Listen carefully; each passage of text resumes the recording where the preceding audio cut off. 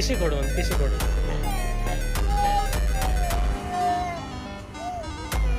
Car ತಗೊಂಡು ಹೋಗೋದು ಬೇಡ. ಅವ್ರು ವೆಯ್ಟ್ ಮಾಡ್ತಿದ್ದಾರೆ ಅಂಕಲ್, ಅಲ್ಲಿ ಕೂತ್ಕೊಂಡಿದ್ದಾರಲ್ಲ ಅವರು.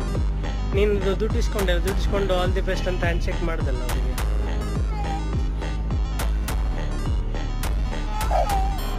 ನಿನ್ನ ಫೇವ್ರೆಟ್ ಕಾರಾ? ಯಾಕಂದ್ರೆ ಸಾರಿ ಅಮ್ಮ, ಇನ್ನೊಂದು ಹೊಸ ತರೋಣ ಅದು.